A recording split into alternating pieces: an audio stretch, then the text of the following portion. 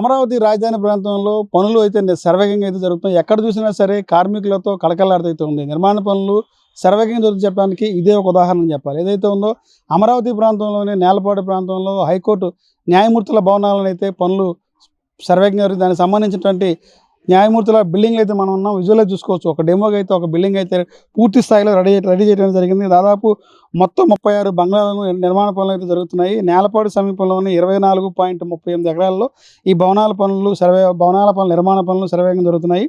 492 కోట్ల రూపాయల వ్యయంతో అత్యంత ఆధునీకరణంగా అయితే ఈ యొక్క భవనాలను నిర్మిస్తున్నారు. నమూనా పూర్తయిన ఈ బిల్డింగ్ను హైకోర్టు జడ్జీలు పరిశీలించి ఈ యొక్క నిర్మాణం ఏదైతే లోపలైతే నిర్మాణ పనులు చేశారో లోపల ఉన్నటువంటి ఇంటీరియర్ కానీ లోపల ఉన్నటువంటి పరిస్థితుల దృష్ట్యా బిల్డింగ్ అంతా కూడా చాలా సంతృప్తి అయితే వ్యక్తం చేయడం జరిగింది. పూర్తిగా భద్రతా ఏర్పాట్లు ఉండేలాగా సెక్యూరిటీకి ఎటువంటి ఇబ్బంది లేకుండా ఈ యొక్క బిల్డింగ్లు అయితే నిర్మాణ పనులు చేస్తున్నారు. 6,000 చదరపు అడుగుల విస్తీర్ణంలో ఈ యొక్క నిర్మాణం జరుగుతుంది.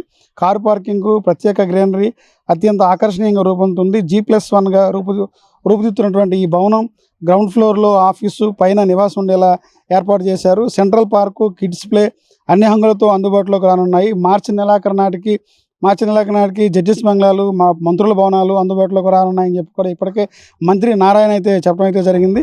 ఎమ్మెల్యేలు, ఎమ్మెల్సీల భవనాలు కూడా పూర్తి స్థాయిలో ఇదే సమయంలో అందించేలా ఏర్పాట్లు చేస్తామని చెప్పి పురపాలక శాఖ మంత్రి నారాయణ చెప్పడం జరిగింది. మొత్తం చూస్తుంటే అమరావతి రాజధానిలో ఒక పండుగ వాతావరణంలాగా ఉంది. దాదాపు మనం చూసుకోవచ్చు.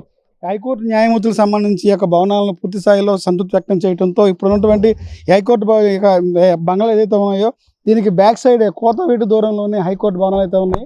వీరికి ఉన్నటువంటి హైకోర్టు దగ్గరలోని యొక్క భవనాలు ఉండటం వల్ల కూడా వారికి న్యాయస్థానానికి వెళ్ళాలన్నా కూడా చాలా తక్కువ టైంలో అయితే వెళ్ళడం జరుగుతుంది. ట్రాఫిక్ ఇబ్బంది లేకుండా ఇక్కడ ఉన్నటువంటి చుట్టుపక్కల ప్రాంతాలు కూడా హైకోర్టు ఉన్నటువంటి చుట్టుపక్కల ఉన్నటువంటి నిఘా వ్యవస్థ ఇక్కడ ఉన్నటువంటి ఎలాంటి అవాంఛనీయం జరగకుండా పోలీస్ భద్రత కూడా అన్ని రకాలుగా ఏర్పాటు చేయని చెప్పి కూడా అధికారులు చెప్తున్నారు. మరికొన్ని రోజుల్లోనే మార్చి నెలాఖరు కల్లా ఉన్నటువంటి ఏదైతే 36 బిల్డింగ్లు ఏదైతే ఉన్నాయో 36 మంది శాశ్వత హైకోర్టు న్యాయమూర్తులు ఎవరుతున్నారో ఈ యొక్క హైకోర్టు న్యాయమూర్తికి సంబంధించిన 36 బిల్డింగ్లు మార్చి నెలాఖరు కల్లా అందుబాటులో తీసుకొస్తామని చెప్పి కూడా పురపాలక శాఖ మంత్రి నారాయణ తెలియజేయడం జరిగింది. ఇది ఇక్కడ పరిస్థితి. కెమెరామెన్ నితిన్తో Raj Kamal, S4 media, Nelapadu high court న్యాయమూర్తుల భవనాల నుంచి.